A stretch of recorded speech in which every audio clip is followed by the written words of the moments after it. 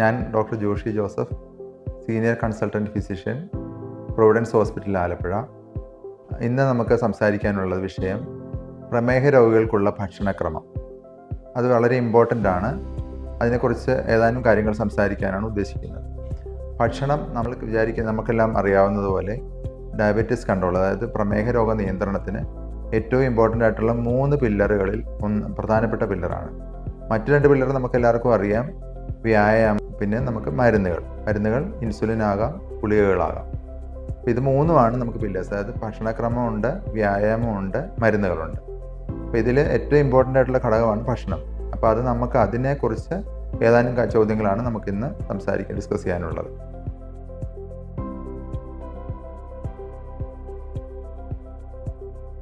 പ്രമേഹ രോഗികൾക്കുള്ള ഭക്ഷണം ഞാൻ നേരത്തെ സൂചിപ്പിച്ചതുപോലെ 3 പില്ലറുകളോ ട്രീറ്റ്മെൻറ്റിൻ്റെ പില്ലറുകളിൽ ഏറ്റവും പ്രധാനപ്പെട്ട ഒന്നാണ്.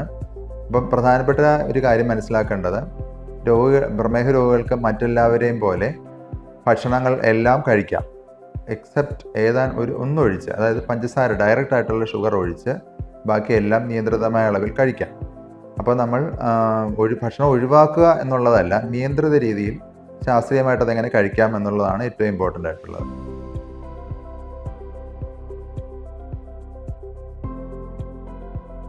അരി നമുക്കെല്ലാം അറിയാവുന്ന പോലെ നമ്മുടെ എല്ലാം ഒരു പ്രിയപ്പെട്ട ഭക്ഷണമാണ്. പ്രത്യേകിച്ച് മലയാളികൾക്ക് അരി ഒഴിവാക്കിക്കൊണ്ടുള്ളൊരു ഭക്ഷണ രീതി മിക്കവാറും സാധ്യമല്ലെന്ന് തന്നെ പറയാം.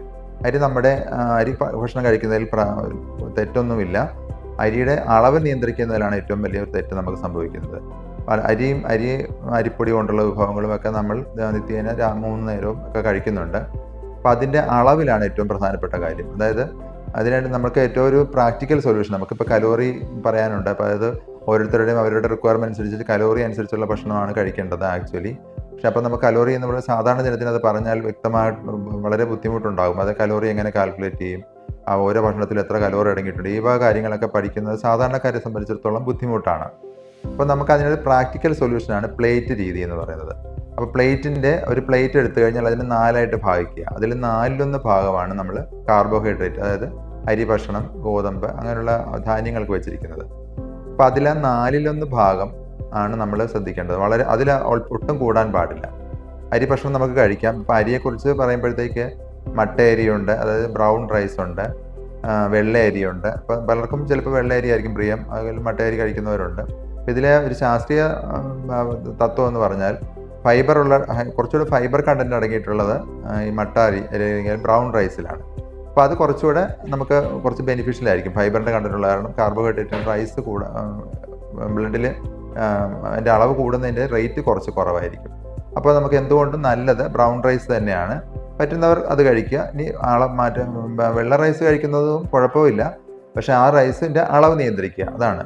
ബ്രൗൺ റൈസ് കൂടുതൽ കഴിക്കാവുന്നല്ല, ഞാൻ പറഞ്ഞ റൈസ് എപ്പോഴും 4/1 പ്ലേറ്റിൻ്റെ 4/1 ഭാഗം ആകാവുള്ളൂ.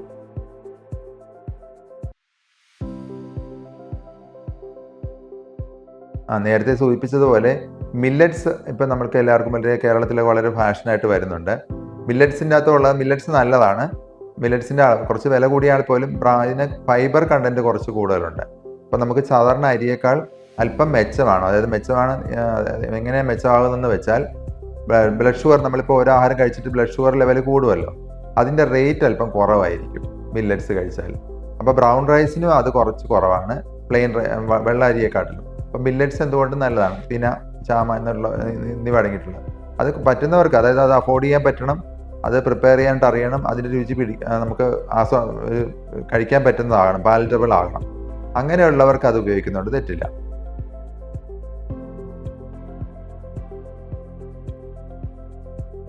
കേരളത്തിലെ പ്രമേഹ രോഗികൾ ചെയ്യുന്ന ഭക്ഷണത്തിലെ പ്രധാനപ്പെട്ട തെറ്റുകൾ: അമിതമായിട്ട് കാർബോഹൈഡ്രേറ്റിൻ്റെ ഉപയോഗം, അതായത് അരി, ഗോതമ്പ് എന്നിവ ബേസ് ചെയ്തിട്ടുള്ളതും പഞ്ചസാര, ഡയറക്റ്റ് ഷുഗേഴ്സ് അടങ്ങിയിട്ടുള്ള ഭക്ഷണം കൂടുതൽ ഉൾപ്പെടുത്തുക എന്നുള്ളത്. ഇപ്പം നമ്മുടെ പ്രഭാത ഭക്ഷണമാണെങ്കിലും 3-4 ഇഡ്ഡലി, 4 ചപ്പാത്തി, ഇതൊക്കെയാണ് നമ്മൾ കഴിക്കുന്നത്. അത് കൂട്ടി തിന്നാൻ മാത്രം ഒരു കറി.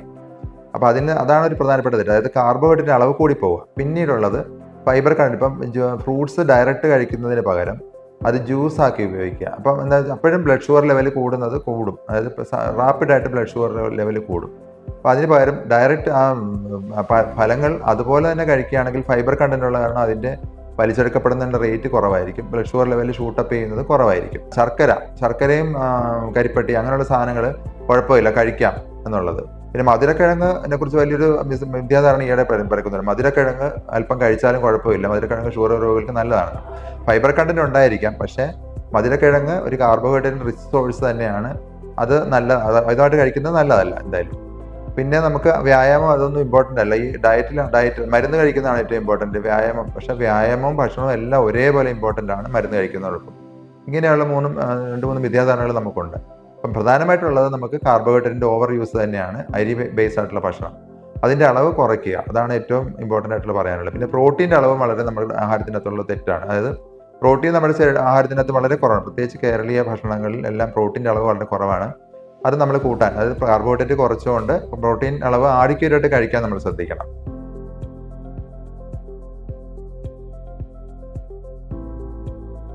പ്രമേഹ രോഗികൾക്ക് പഴങ്ങൾ കഴിക്കാം, അത് കഴിക്കണം, അതാണ് അതിൻ്റെ ആൻസർ. പ്രമേഹ രോഗികൾ 3 നേരം എന്നുള്ള രീതിയിൽ നമുക്ക് അല്പം നിയന്ത്രിത രീതിയിൽ പഴങ്ങൾ കഴിക്കാം. ഇനി ഏത് പഴം കഴിക്കണം എന്നുള്ളതിനെ കുറിച്ചാണ് ചോദ്യം മിക്കവാറും ഉള്ളത്. നമ്മൾ ഏത്തപ്പഴം, ഈന്തപ്പഴം തുടങ്ങിയ ഗ്ലൈസെമിക് ഇൻഡെക്സ് കൂടിയ, ഗ്ലൈസെമിക് ഇൻഡെക്സ് എന്ന് പറഞ്ഞാൽ നമ്മൾ ആ പഴം കഴിച്ചു അല്ലെങ്കിൽ ഒരു ഭക്ഷണം കഴിച്ചിട്ട് നമ്മുടെ ബ്ലഡ് ഷുഗർ ലെവൽ കൂടുന്നതിൻ്റെ റേറ്റ് വളരെ ഷാർപ്പായിട്ട് എളുപ്പം കൂടുന്ന പഴങ്ങളും അല്ലെങ്കിൽ ഭക്ഷണ സാധനങ്ങളും നമ്മൾ ഗ്ലൈസെമിക് ഇൻഡെക്സ് കൂടിയെന്ന് പറയും. അപ്പോൾ ആ കൂട്ടത്തിൽപ്പെട്ട പഴങ്ങളാണ് നമുക്ക് ഈ ഈന്തപ്പഴം, ഏത്തപ്പഴം എന്നൊക്കെ പറഞ്ഞത്. അതൊക്കെ ഹൈ റിച്ച് കാർബോഹൈഡ്രേറ്റും കൂടുതൽ അളവിലുള്ള പഴങ്ങളാണ്. അപ്പോൾ അത് ഒഴിവാക്കുന്നതായിരിക്കും നല്ലത്. പിന്നെ നമുക്ക് കഴിക്കാൻ പറ്റുന്ന പഴങ്ങൾ പറയാം. അതായത് പേരയ്ക്ക, പപ്പായ, ആപ്പിൾ, ഓറഞ്ച് എന്നിവ, സബർജില്ലി, ഇവയൊക്കെ ആ കൂട്ടത്തിൽ പെടും. ഗ്ലൈസെമിക് ഇൻഡെക്സ് കുറഞ്ഞ പഴങ്ങളാണ്. തണ്ണിമത്തൻ ഗ്ലൈസെമിക് ഇൻഡെക്സ് കൂടിയൊരു പഴമാണ്. തണ്ണിമത്തൻ അത്ര അഡ്വൈസബിൾ അല്ല പ്രമേഹ രോഗികൾ കഴിക്കുന്നത്. അപ്പോൾ ഈ വക പഴങ്ങൾ നിയന്ത്രിത അളവിൽ, അതായത് പ്ലേറ്റിൻ്റെ 4 നമ്മൾ പഴങ്ങൾക്ക് വെച്ചിരിക്കുന്നത്, പക്ഷേ അത്രത്തോളം വേണ്ട. എന്നാലും 1-2 പീസ് നമുക്ക് കഴിക്കാം. അത് പേരയ്ക്കയാണെങ്കിൽ, ചെറിയ പേരയ്ക്കാണ് ഒരു പേരയ്ക്ക ഫുള്ള് കഴിക്കാം, അതല്ലെങ്കിൽ അരപ്പേരയ്ക്ക, വലിയ പേരയ്ക്കാണെങ്കിൽ. ആപ്പിൾ ആണെങ്കിൽ വലുതാണെങ്കിൽ 1/2 അല്ലെങ്കിൽ 1, അങ്ങനെ രീതിയിൽ കഴിക്കാം. നിയന്ത്രിത അളവിൽ ഈ പഴങ്ങളെല്ലാം കഴിക്കണം. അതായത് ഈ പറഞ്ഞ പഴങ്ങളിൽ ഇപ്പോൾ വാഴപ്പഴത്തിൻ്റെ കാര്യം ഉദ്ദേശിക്കുകയാണെങ്കിൽ നമ്മൾ റോബസ്റ്റ പഴം, പച്ചപ്പഴമാണ് കുറച്ചുകൂടി അഡ്വൈസബിൾ. പിന്നെ പാളയംകുടം പഴം എന്ന് പറയുന്ന ആ പഴം നമുക്ക് കഴിക്കാം. ഗ്ലൈസെമിക് ഇൻഡെക്സ് കുറഞ്ഞ പഴങ്ങൾ, സബർജില്ലി കഴിക്കാം, അര സബർജില്ല കഴിക്കാം ഒരു നേരത്തിലുള്ള. അതിൽ കൂടാൻ പാടില്ല. ഫ്രൂട്ട്സിന് അളവ് കൂടിയാൽ കാർബോഹൈഡ്രേറ്റ് അംശം കൂടും. അപ്പോൾ അതിനല്ല, നിയന്ത്രിത അളവിൽ പഴങ്ങൾ കഴിക്കണം. 3 നേരവും നമുക്ക് നിയന്ത്രിത അളവിൽ കഴിക്കാം.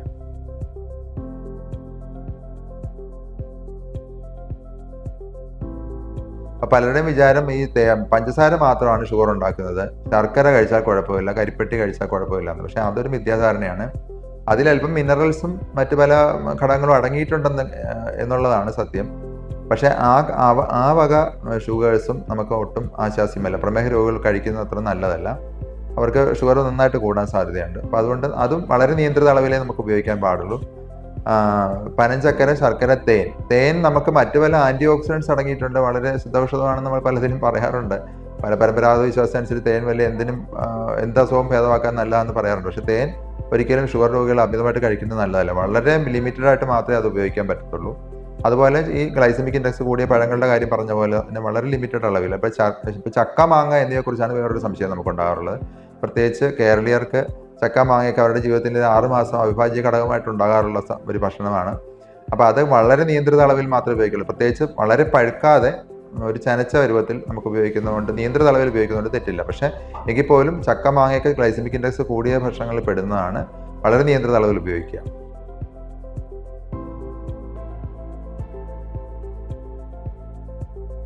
പ്രമേഹ രോഗികൾക്ക് പറ്റിയ പ്രഭാത ഭക്ഷണങ്ങൾ നമുക്ക് ഉണ്ട്.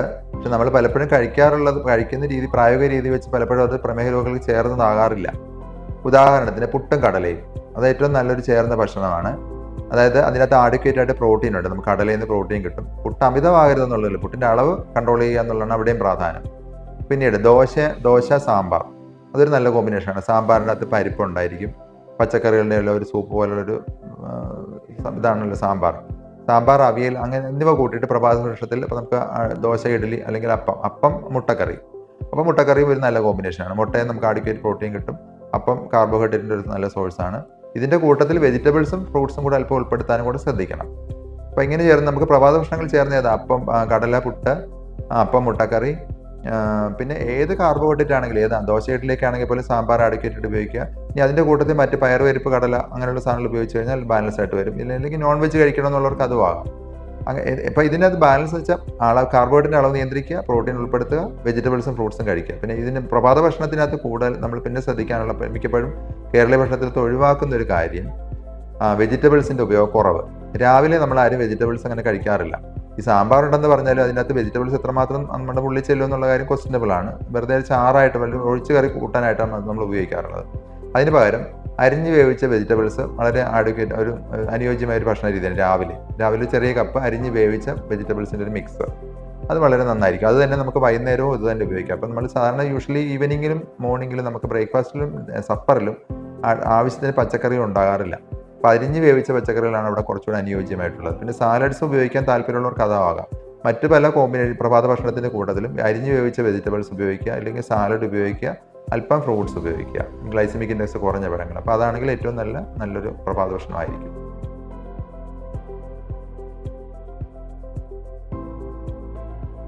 ഇപ്പോൾ ആഘോഷങ്ങൾ നമ്മുടെ ജീവിതത്തിൽ ഒഴിവാക്കാൻ പറ്റാത്ത കാര്യമാണ്. നമ്മളെല്ലാവരും എന്തെങ്കിലും ആഘോഷങ്ങളിലൊക്കെ ഒരു മാസത്തിൽ എന്തെങ്കിലും 2-3 ആഘോഷങ്ങളെങ്കിലും നമ്മൾ പങ്കെടുത്തിരിക്കും. അതായത് വിവാഹങ്ങളാകാം, മറ്റ് ജന്മദിന ആഘോഷങ്ങളാകാം, മറ്റ് പല ആഘോഷങ്ങളും ഉണ്ടല്ലോ. അപ്പോൾ നമുക്ക് ഗെറ്റ് ടുഗദേഴ്സും ആഘോഷങ്ങൾക്ക് ഭക്ഷണം ഒരു പ്രധാനപ്പെട്ട വിഭവമാണ്. അപ്പോൾ അതിൽ അതായത് നമുക്ക് ഡയബറ്റീസ് രോഗികളിൽ മുന്നിൽ കണ്ടുകൊണ്ടുള്ള ഭക്ഷണ രീതിയല്ല. പൊതുജനത്തിനുള്ള ഭക്ഷണ രീതികൾ മിക്കവാറും എല്ലാം നല്ല മധുരമുള്ളതും ഹൈ കാർബോഹൈഡ്രേറ്റും ഹൈ ഗ്ലൈസമിക് ഇൻഡെക്സ് ഉള്ള സാധനങ്ങളൊക്കെ അതിൽ കാണും. പ്രമേഹ രോഗികളിൽ ഈ ആഘോഷ അവസരങ്ങളിൽ എന്ത് ചെയ്യണം? അതൊരു പ്രധാനപ്പെട്ട ഒരു ചോദ്യമല്ലേ. നമ്മളെല്ലാവരും അനുദിനം എന്നുള്ളത് ഫേസ് ചെയ്യുന്ന ഒരു കാര്യമാണത്.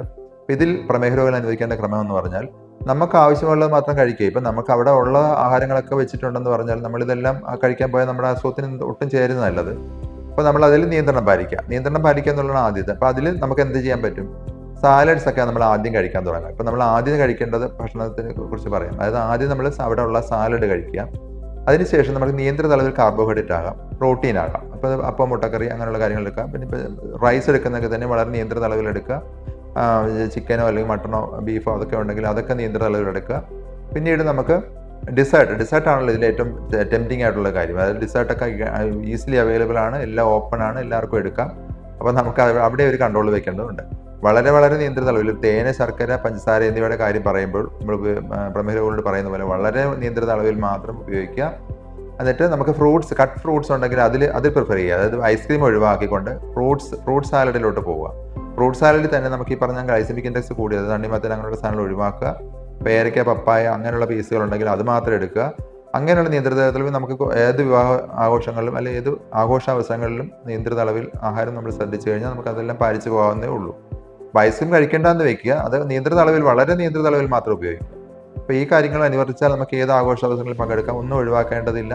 അവിടെ പോയി കഴിക്കാൻ പറ്റത്തില്ലെന്നല്ല, നിയന്ത്രിത അളവിൽ നമ്മൾ ഈ കാര്യങ്ങൾ മനസ്സിലാക്കുക. പ്ലേറ്റ് കൺസെപ്റ്റ് മനസ്സിലാക്കുക. 4 ഭാഗമായിട്ട് ഭാഗിച്ചിട്ട് ഒരു ഭാഗം protein, 4-1 protein, 4-1 carbohydrate, 4-1 vegetables, 4-1 fruits എന്നുള്ള ആ ഒരു ജനറൽ പ്രിൻസിപ്പിൾ പാലിക്കുക.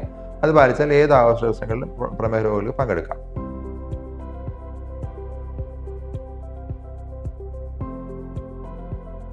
നേരത്തെ സൂചിപ്പിച്ചതുപോലെ ഭക്ഷണം നമ്മൾ 3 നേരം കഴിക്കാറുണ്ട്. അപ്പോൾ ഈ 3 നേരം ഏകദേശം ഒരേ സമയം തന്നെ കഴിക്കാൻ ശ്രദ്ധിക്കേണ്ടതാണ് പ്രമേഹ രോഗികൾ, പ്രത്യേകിച്ച് മരുന്നും ഇൻസുലിനും ഒക്കെ എടുക്കുന്നവർ. അല്ലെങ്കിൽ എന്ത് പറ്റുമെന്ന് വെച്ചാൽ നമ്മൾ അമിതമായിട്ട് താമസിച്ച് പോയാൽ ഈ ബ്ലഡ് ഷുഗർ ലെവൽ കുറഞ്ഞ് നമുക്ക് ഹൈപ്പോഗ്ലൈസീമിയ, അതായത് ബ്ലഡ് ഷുഗർ കുറഞ്ഞൊരവസ്ഥ ഉണ്ടായി ചിലപ്പോൾ ഹോസ്പിറ്റലൈസേഷൻ വരെ വേണ്ടി വരുന്നൊരവസ്ഥ ഉണ്ടാകാം. അപ്പോൾ അതുകൊണ്ട് എപ്പോഴും നമ്മൾ ആ സമയക്രമം പാലിക്കണം. ബ്രേക്ക്ഫാസ്റ്റിൻ്റെ സമയത്ത് കഴിക്കുക, ലഞ്ച് സമയത്ത് കഴിക്കുക, അധികം താമസിക്കാതിരിക്കുക. അല്പസ്വല്പം മാറ്റങ്ങളൊക്കെ ആകാം, എന്നിരുന്നാലും നമുക്ക് അത് പരിധിക്കുള്ളിൽ താമസിച്ചുകൂടാം. അപ്പോൾ സമയക്രമം പാലിക്കണം. പിന്നെ പോർഷൻ കൺട്രോളാണ് നമ്മൾ നേരത്തെ എപ്പോഴും സ്ട്രെസ് ചെയ്യുന്ന ഒരു കാര്യം. അതായത് അളവാണ്. ഓരോ ആഹാരം എടുക്കുന്ന അളവ് നേരത്തെ പറഞ്ഞിരുന്നു, പ്ലേറ്റ് കൺസെപ്റ്റ് പറഞ്ഞിരുന്നു. പ്ലേറ്റിൽ 4 ഭാഗിക്കുക. ഒരു ഭാഗം കാർബോഹൈഡ്രേറ്റ്, ഒരു ഭാഗം പ്രോട്ടീൻ, ഒരു ഭാഗം വെജിറ്റബിൾസ്, ഒരു ഭാഗം ഫ്രൂട്ട്സ്. ഇങ്ങനെ 4 ആണ് നമ്മൾ ഭക്ഷണക്രമം പറഞ്ഞിരുന്നത്. ഇപ്പോൾ ഈ പോർഷൻ കൺട്രോൾ, ഇതിൻ്റെ അളവ് കൺട്രോളാണ് ഏറ്റവും നമുക്ക് ഡിഫിക്കൽട്ട് ആയിട്ടുള്ള വേറൊരു സിറ്റുവേഷൻ. പോർഷൻ കൺട്രോളുണ്ട്, സമയക്രമം പാലിക്കുക. ഓരോ പോർഷനും എത്ര എടുക്കണം എന്നുള്ളത് അത് വളരെ മിതമായിട്ട് അത് എടുക്കുക. അതിൻ്റെ ഒരു മിതത്വം പാലിക്കുക. അപ്പോൾ ഇതാണ് ഏറ്റവും ഇമ്പോർട്ടൻറ്റ്. ഇപ്പം വേറൊരു ഇമ്പോർട്ടൻറ്റ് കൺസെപ്റ്റ് എന്ന് പറഞ്ഞു കഴിഞ്ഞാൽ നമ്മൾ ഈ പോർഷൻ കൺട്രോൾ പറഞ്ഞില്ല, 3 ഭക്ഷണം കഴിക്കുന്നത് നമ്മൾ മേജറായിട്ട് ഇപ്പം ബ്രേക്ക്ഫാസ്റ്റ്, ലഞ്ച്, ഡിന്നർ അങ്ങനെയുള്ളൊരു ഭക്ഷണമാണ് കഴിക്കുന്നത്. ഇതിൽ നിന്ന് മാറിയിട്ട് 5 ഭാഗിക്കുക. ഈ ഭക്ഷണം തന്നെ, ഈ 3 നേരം കഴിക്കുന്ന ഭക്ഷണം തന്നെ ഒരു 5 ഭാഗിച്ചാൽ നമുക്ക് കുറച്ചുകൂടെ ബ്ലഡ് ഷുഗർ ലെവൽ കൺട്രോളിന് ഈ സ്പൈക്സും, അതായത് ബ്ലഡ് ഷുഗർ ലെവൽ ഭയങ്കരമായിട്ട് ഷൂട്ടപ്പ് ചെയ്യുന്നതും തീരെ കുറയുന്നതും ഒഴിവാക്കാൻ പറ്റും. ഒരു ബെറ്റർ കൺട്രോൾ ഡയബറ്റീസും അറ്റൈൻ ചെയ്യാൻ പറ്റും. ഈ നമ്മൾ 3 നേരം കഴിക്കുന്ന ഭക്ഷണം തന്നെ ഒരു 5 ആയിട്ട് കഴിച്ചാൽ 5 തുല്യ ഭാഗങ്ങളായിട്ട് കഴിക്കുക. അതാണ് ഏറ്റവും ഐഡിയൽ. അതായത് ഇപ്പോൾ ബ്രേക്ക്ഫാസ്റ്റ് കഴിക്കുന്നത് നമ്മളൊരു 3 ദോശ കഴിക്കുന്നു വെക്കും. ആ 3 ദോശയ്ക്ക് പകരം 2 ദോശ കഴിക്കുക ബ്രേക്ക്ഫാസ്റ്റിൻ്റെ സമയത്ത് 8 മണിക്ക്. ഒരു 11 മണിക്ക് ഒരു ദോശയും വെജിറ്റബിൾസും എന്തെങ്കിലും കറിയും കൂടെ കൂട്ടി കഴിക്കുക. അപ്പം നമുക്ക് ഈ 3 ദോശ കഴിച്ച് ബ്ലഡ് ഷുഗർ ലെവൽ കൂടുന്നതിനെക്കാട്ടിലും കുറവായിരിക്കും 2 ദോശ കഴിച്ച് കൂടുന്നത്. ഇനി അത് കഴിഞ്ഞിട്ട് 11 മണി 12 മണിയാകുമ്പോൾ കുറയാതിരിക്കാനായിട്ട് നമ്മൾ ഒരു ദോശ 11 മണിക്ക് കഴിച്ചിട്ടുണ്ട്. അപ്പം ഉച്ച വരെ നമുക്ക് ഒരു കുഴപ്പമില്ലാതെ ബ്ലഡ് ഷുഗർ ലെവൽ വളരെ താഴാതെയും എന്നാൽ വളരെ കൂടാതെയും പോകാനായിട്ട് സഹായിക്കും. ഇനി ഉച്ചയ്ക്ക് ലഞ്ച് കഴിക്കുന്നത് വളരെ കുറച്ചുകൊണ്ട് 4 മണിക്ക് ഈ ലഞ്ചിൻ്റെ ഭാഗം തന്നെയോ ലഞ്ച് കഴിക്കാൻ കൊണ്ടുപോയ ഭാഗം ഒരു ഇച്ചിരി മിച്ചം വെച്ചിട്ട് അത് തന്നെ കഴിക്കുകയോ, അതല്ലെങ്കിൽ ലഞ്ചിൻ്റെ അളവ് കുറച്ച് കൊണ്ടുപോയിട്ട് ഇനി വേറൊരു ഫ്രൂട്ടോ അല്ലെങ്കിൽ എന്തെങ്കിലും ഒരു നട്ട്സോ എന്തെങ്കിലും ഒരു സാധനങ്ങൾ 4 മണിക്ക് അത് ചായ കഴിക്കുന്ന കൂട്ടത്തിൽ അത് കഴിക്കുകയും കൂടെ ചെയ്ത് കഴിഞ്ഞാൽ അപ്പോൾ ഇങ്ങനെ 5 തുല്യ ഭാഗങ്ങളായിട്ട് നമ്മൾ കഴിക്കുകയാണെങ്കിൽ 5 6 ആകാന്നാണ് പറയുന്നത്. 5 6 ഭാഗങ്ങളായിട്ട് തുല്യ ഭാഗങ്ങളായിട്ട് കഴിക്കുകയാണെങ്കിൽ ബ്ലഡ് ഷുഗർ ലെവൽ നമ്മൾ വേറെ മാനിപ്പുലേഷൻ ഒന്നും നടത്താതെ തന്നെ നമ്മുടെ ബ്ലഡ് ഷുഗർ ലെവൽ ഹൈ ആയിട്ട് പോകത്തുമില്ല, ലോ ആയിട്ട് പോകത്തുമില്ല. അപ്പോൾ ഈവൻ കൺട്രോൾ കിട്ടാനായിട്ട് ഡയബറ്റീസ് കൺട്രോൾ കുറച്ചുകൂടി സ്മൂത്ത് ആക്കാൻ സഹായിക്കുന്നതാണ്.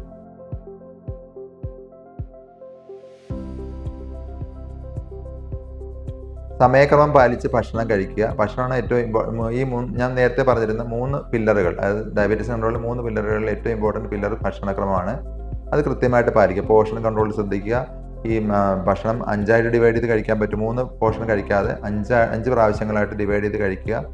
പിന്നെ അതിൻ്റെ ഓരോ പോർഷനും, അതായത് കാർബോഹൈഡ്രേറ്റ് ഇത്ര, പ്രോട്ടീൻ ഇത്ര എന്നുള്ള 4 പ്ലേറ്റിൻ്റെ കൺസെപ്റ്റ് പറഞ്ഞില്ല. അപ്പോൾ അതിലെ പോർഷൻ കൺട്രോൾ വളരെ സ്ട്രിക്റ്റായിട്ട് പാലിക്കുക. ഗ്ലൈസമിക് ഇൻഡെക്സ് കുറഞ്ഞ പഴങ്ങൾ കഴിക്കുക. ആ കാര്യങ്ങളൊക്കെ ശ്രദ്ധിക്കുക. അത് ഭക്ഷണം. ഇനി അടുത്തത് വ്യായാമം റെഗുലറായിട്ട് ചെയ്യുക. അരമണിക്കൂറെങ്കിലും ആഴ്ചയിൽ 5 ദിവസമെങ്കിലും നമ്മൾ ചെയ്യുക. നമുക്ക് ഏറ്റവും എളുപ്പം ചെയ്യാവുന്ന ഒരു വ്യായാമം നടപ്പാണല്ലോ. അരമണിക്കൂർ നടക്കുക. അതായത് നടക്കുന്ന കൈ വീശി നടക്കുക, നല്ല ഫ്രീ ആയിട്ട് നടക്കുക, സ്പീഡിൽ നടക്കുക. വളരെ പതുക്കെയും വളരെ സ്പീഡിലും അല്ല പറയുന്നത്, ഒരു പറയുന്നത് നമുക്ക് ഡിസ്കംഫർട്ട് ഇല്ലാത്ത ഒരു സ്പീഡിൽ നടക്കുക. അരമണിക്കൂറെങ്കിലും നടന്നിരിക്കണം. ആഴ്ചയിൽ 5 ദിവസമെങ്കിലും നമ്മൾ നടക്കുക. പിന്നെ ഹൈ ഇൻറ്റൻസിറ്റി, ഇപ്പം കുറച്ച് വെയിറ്റ് ബിൽഡ്, ഒരു ഐസോമെട്രിക് എക്സസൈസ് അല്പം നിയന്ത്രിത രീതിയിലാകാമെന്നാണ് പറയുന്നത് ഇപ്പോൾ ഓഫ് ലേറ്റ്.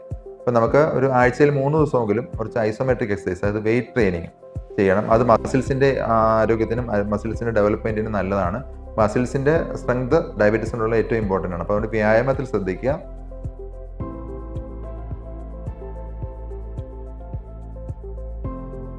ശരിയായ ജീവിതക്രമം, ഭക്ഷണക്രമം എന്നിവയിലൂടെ ഡയബറ്റീസ് ഉള്ളവർക്ക് കഠിനമായ ഡയബറ്റീസ് ഉള്ളവർക്ക് വളരെയധികം നിയന്ത്രിക്കാനോ മരുന്നുകളുടെ അളവ് കുറച്ച് കൊണ്ടുവരുവാനോ ഇൻസുലിൻ്റെ അളവ് കുറയ്ക്കാനോ ഒക്കെ സാധിക്കുന്നതാണ്. തീർച്ചയായിട്ടും സാധിക്കും.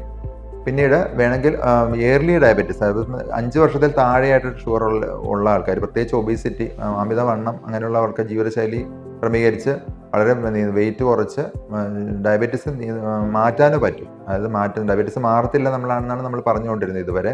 പക്ഷേ ഇപ്പോൾ നമുക്ക് പുതിയ ഒബ്സർവേഷൻസ് വന്നിരിക്കുന്നത്, പ്രത്യേകിച്ച് ഒബീസ് ആയിട്ടുള്ള ആൾക്കാർ, എയർലി ആയിട്ടുള്ള ഡയബറ്റീസ് ഉള്ളവർക്കൊക്കെ ഭക്ഷണ നിയന്ത്രണത്തിലൂടെയും എക്സസൈസിലൂടെയും അവരുടെ ശരീരഭാരം നിയന്ത്രിച്ചാൽ ഒരു പരിധിവരെ ഡയബറ്റീസ് നാളത്തേക്കെങ്കിലും മാറ്റി വയ്ക്കാനും പറ്റും, ഡയബറ്റീസ് ക്യൂർ ചെയ്യാനും പറ്റും. പക്ഷേ ഇതേ പ്രിൻസിപ്പിൾസ് തന്നെ ഡയബറ്റീസ് എത്ര നാളായിട്ടുള്ള ഡയബറ്റീസ് ആയിട്ടുള്ള രോഗികളാണെങ്കിലും, എത്ര കഠിനമായ ഡയബറ്റീസ് ഉള്ളവർക്കാണെങ്കിലും ഇതേ പ്രിൻസിപ്പിൾസ് അപ്ലൈ ചെയ്ത് കഴിഞ്ഞാൽ അവർക്ക് വളരെ നിയന്ത്രണത്തിൽ ഡയബറ്റീസ് കൊണ്ടുവരാൻ പറ്റും. മരുന്നുകൾ വളരെ കുറയ്ക്കാൻ പറ്റും. പൂർണ്ണമായിട്ട് മാറ്റാൻ പറ്റുമെന്നോ അല്ലെങ്കിൽ ഡയബറ്റീസ് അവർക്ക് ക്യൂർ ചെയ്യാൻ പറ്റുമെന്ന് നമുക്ക് പറയാൻ പറ്റില്ല. അവർക്ക് വളരെ നിയന്ത്രിക്കാൻ പറ്റും, മരുന്നുകളുടെ അളവ് കുറയ്ക്കാൻ പറ്റും. അത് ഉറപ്പായിട്ടും നമ്മൾ പ്രാക്ടിക്കലായിട്ട് നമ്മൾ കാണുന്നതാണ്. അപ്പോൾ ഇതെല്ലാവർക്കും സാധിക്കുന്നതാണ്.